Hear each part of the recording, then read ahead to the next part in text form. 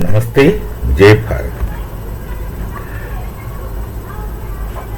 आदमी तो उदास होता है बीच बीच में, बैठे बैठे उदास होता है या कुछ सोच विचार में पड़कर उदास होता है, मायूसी का अनुभव होता है।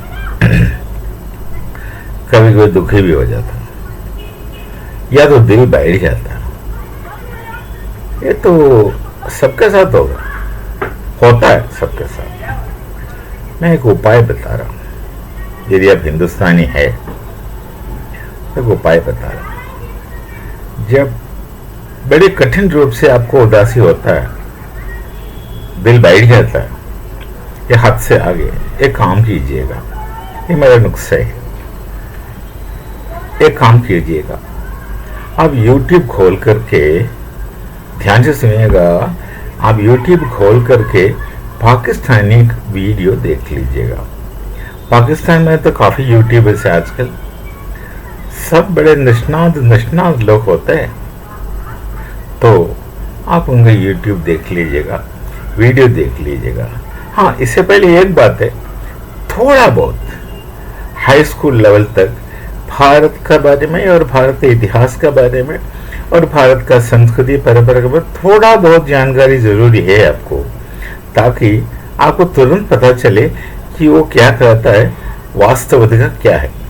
जो वास्तविकता और जो सामने उनके यूट्यूब वाले जो कहते हैं, ये दोनों को अंदर इतना दिखेगा, आपको गुस्सा नहीं आएगा, संकट भी नहीं आएंगे।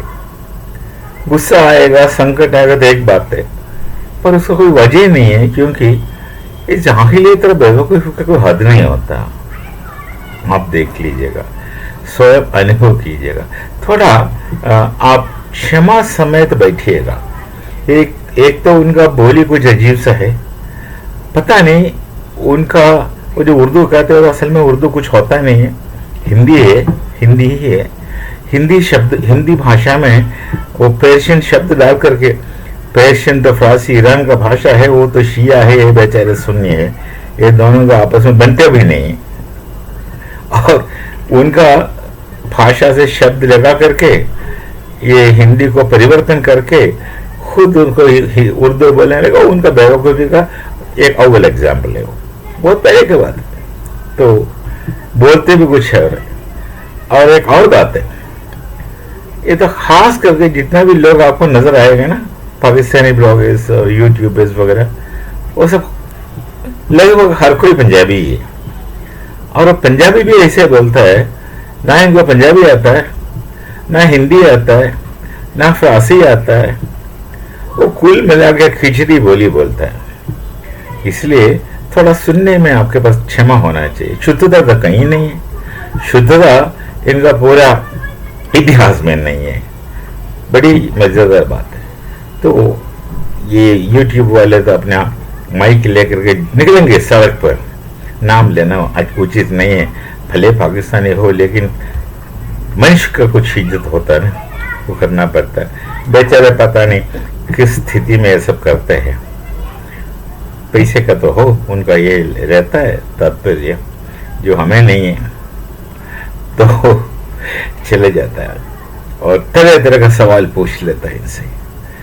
और ये जो लोग खड़े हैं, देखिए बड़ी अजीब और गरीब ये कि वहां हर कोई हर चीज जानता है भैया, हर कोई हर चीज जानता है। हर सवाल का जवाब है उनके पास, बना बनाए जवाब कर देता है। जैसे कि उन्होंने आंखों से देखा क्या फेंकता है, वो फेंकने का भी कुछ ये होना चाहिए, काल्पनिकता होना चाहिए ना। एक काल्पनिकता के अतिरिक्त अति काल्पनिकता क्या फेंकता है, इतना इतना बनाते हो। हम लोग लाहौरी बोलता है, ऐसे लोग फेंकते बहुत है, बात बहुत करते हैं। अंग्रेजी में कहता है दे आर टू लाउड, मतलब बात बहुत करते हैं, कुछ है ही नहीं उसमें। हाँ, हम कर लेंगे, सब कुछ कर लेंगे, कुछ नहीं होता है, कुछ है ही नहीं उनमें। बस बात करने में कोई लाइसेंस नहीं है उनको बात का। एक तो भाषा ही भ्रष्ट है उनका, क्योंकि ऐसा कोई भाषा नहीं है। हिंदी से थोड़ा लिया, फारसी से थोड़ा लिया, पंजाबी से थोड़ा लिया, पता नहीं कुछ और लिया, और तो हिंदी से थोड़ा लिया, फारसी से थोड़ा लिया, उसे उर्दू बोल दिया, फिर ये रख दिया पॉकेट में और लिखने लगा। देवनागरी उनके लिए तो वर्जित है, क्योंकि देवनागरी में तो लिपि में भाई ये हिंदू लोगों ने वेद लिखा, उपनिषद लिखा, और हिंदू लोगों ने उनका पूरा ज्ञानी ग्रंथ, जितना भी ग्रंथ है, जितना भी टेक्स्ट है भारत का, सब देवनागरी में लिखा है। उसलिए देवनागरी में हम नहीं लिखेंगे, हम जाके भीख मांग करके फारसी भाषा ईरान से, शिया से भीख मांग करके उनका लिपि फारसी लिपि ला करके उस लिपि में हम लिखेंगे। लिख तो दिया और नाम दे दिया उर्दू। पता नहीं कौन निष्णात नाम दे दिया। बड़ी मजेदार चीज है इनका। तो भ्रष्ट है भाषा। क्या पंजाबी अच्छा बोलना आता है? वो भी नहीं है, पंजाबी नहीं बोलता। शुद्ध हिंदी तो सवाल ही नहीं है। अशुद्ध उर्दू कुछ होता ही नहीं है, क्योंकि शुरू से ये सिंथेटिक है, ना घर का ना घाट का, ये उनका स्थिति है। तो बोलने लगता, तो समझने में थोड़ा आपको क्षमा होना चाहिए, क्षमाशील होना चाहिए समझने के लिए। बोलते रहेंगे आपके सामने क्या क्या क्या क्या ज्ञान प्रकट करता है ये लोग ना।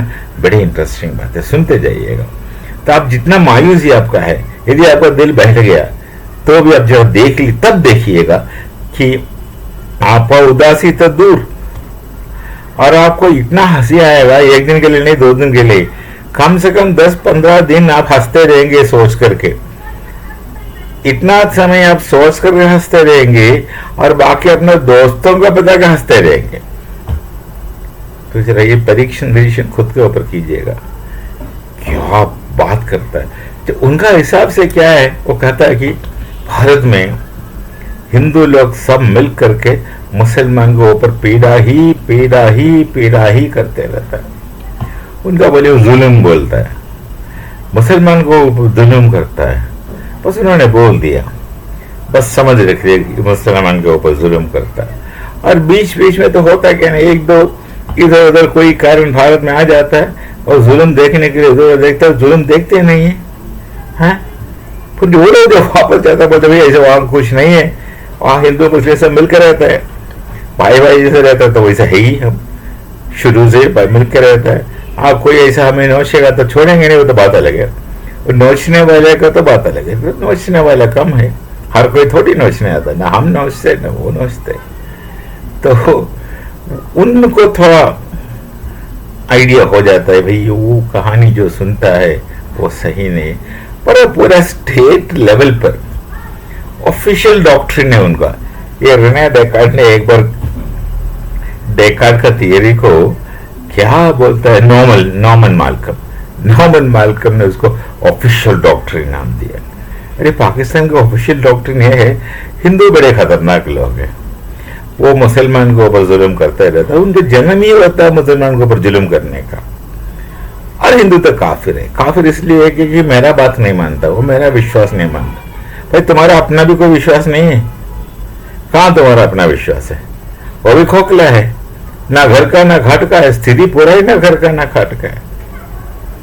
तो बात करता है, बोलता पूरा जब से भारत से अलग हुआ, असल में जिन्ना है तो गुजराती जिन्ना, तो जूनागढ़ का अपना, तो जिन्ना बिल्कुल नहीं चाहते थे बंटवारा। वो ज्यादा स्मार्ट थे ना, वो है गुजराती, तो ये समझते था कि पाकिस्तान नहीं बनना। इसलिए जब रहमत अली पाकिस्तान का बात किया, जिन्ना को बहुत गुस्सा आया था, और लास्ट तक पाकिस्तान शब्द का प्रयोग ही नहीं किया। एक बार अपना मंदूत नवाब जो है, मंदूत का नवाब एक किफायत अली खान, मियाँ किफायत अली खान, जो ए पंजाबी नाम पर लिखता था, उन्होंने एक किताब लिखा पाकिस्तान, और वो उसका मैन्युस्क्रिप्ट ये नवाब ऑफ मंदोत, ये मैन्युस्क्रिप्ट जिन्ना को भेज दिया, बोलता है टिप्पणी के लिए। तो जिन्ना ने टेलीग्राम भेजा वहां से नवाब ऑफ मंदोत को, आप नाम कुछ भी रखे पर पाकिस्तान नाम नहीं रखना, जिन्ना बड़ा विरोध करते थे पाकिस्तान शब्द से, वो चाहता नहीं था कि पाकिस्तान बने। हाँ, पर उससे खतरनाक था उनका सोच। वो जरा, मैं जिन्ना को जस्टिफाई नहीं कर रहा हूं, उसका सोच का और दूरवीक्षण का ये करना पड़ेगा, रेस्पेक्ट करना पड़ेगा, क्योंकि वो चाहता था, वो उन्हें पता था ये सब यहां से अलग हुआ तो आपस में ऐसे लड़ना शुरू हो जाएगा, खत्म हो जाएगा, वो आगे नहीं जा पाएगा। ये तो जिन्ना को मालूम था। इसलिए वो चाहता क्या था पता है, भारत में रहे और भारत में हिस्सा मांगे, मतलब भारत का संविधान के अंदर रह करके उनका अपना अपना जगह बना कर रखे आरक्षण के रूप में। बड़ी खतरनाक विचार था जिन्ना। यदि ऐसा होता ना तो हम लोग कहीं के नहीं होते, खत्म हो जाते। एक तो उनका आबादी ऐसे स्फोटक वस्तु जैसे बढ़ता है और बस 4 दिन में उनका शरिया शुरू हो जाता भारत में। होता, चांसेस तो था, पर वो जिन्ना का सोच ये कहां समझेगा, जिनका दिमाग घुटने में भी नहीं है, एडियो में भी नहीं है, पता नहीं कहाँ है, वो नहीं समझता। जिन्ना बड़ा ये स्मार्ट था, वो चाहता नहीं था कि पाकिस्तान अलग बने। उन्हें पता था अलग बनेगा तो आपस में लड़के खत्म हो जाएगा। अब तो वही हो रहा है, वही हो रहा है, कभी आगे नहीं जा सकेंगे। और उनका तो भ्रष्टाचार तो कई लोगों का दिल में है और कई लोगों के करतूत में भ्रष्टाचार बहुत है। वो अपना देश में भी काफी था, अपने देश में काफी था। अरे चोर लोग विदेश स्विस बैंक में पता नहीं कितना पैसा जमा रखा। यदि अभी आजकल तो थोड़ा बहुत हिंदू का हाथ में सत्ता आ गया तो भ्रष्टाचार में रोक लगाया। तो हिंदू नहीं थे ना हम, हमारा सोच विचार, हमारा सत्ता सब हिंदू का हाथ में नहीं था ना। वो हाइब्रिड लोग चलाते थे, ना घर का ना खाट का लोग यहां भी चलाते थे। ये पाकिस्तान का स्थिति है। वो माइक लेके जाएंगे, पूछेगा हम लड़के लेंगे, क्या बोलता, हंस के ले लिया पाकिस्तान, लड़के लेंगे हिंदुस्तान, लेंगे लड़के लेंगे हिंदुस्तान कह रहे थे ना। बोलता कश्मीर हम लेके रहेंगे, और गाना गाता है ना, और नाडे लगाता, गाना नहीं नाडे लगा के रखता है कि कश्मीर बनेगा पाकिस्तान। जो बोलने वाले को पता है कश्मीर अभी तक बना नहीं पाकिस्तान, वो बने हुए भी नहीं, फिर बोलते रहते कश्मीर बनेगा पाकिस्तान। ठीक है, ठीक है, हर जगह पाक है उनका, हर कदम में पाकी है, पर नेकी नाम का वस्तु नहीं है। तो ये माइक लेके जाता है बाजार में, बंदे को पूछता है भाई फलाना जगह, इंटरनेशनल पॉलिटिक्स के बारे में पूछता है, भाई ये क्या है वो क्या है, और इनका ऐसे ओपिनियन देता है। क्या इमेजिनेशन है। असल में इन लोगों को कविता लिखना चाहिए था। इतना फैंटेसी हो, इतना वो संकल्प कर सकता है, थोड़ा बहुत क्रिएटिविटी की तरफ यदि मोड़े तो कम से कम कहानी तो लिख सकते थे ना, थोड़ा बहुत, पर बोलते रहता है। तो इसलिए मैं अभी बहुत हो गया, बात नहीं बोलना चाहिए था इतना। तो यदि उदासी होगा दिल में, दिल बहर जाता है, आप निश्चिंत हो करके या मोबाइल ले ले या कंप्यूटर में सामने बैठ जाओ, या ऐसा करना कि यूट्यूब खोल करके पाकिस्तानी यूट्यूबर्स को सुनो। थोड़ा बहुत ध्यान से सुनना पड़ेगा क्योंकि बोली साफ नहीं है, वो भी ना घर का ना घाट का वाला बात है।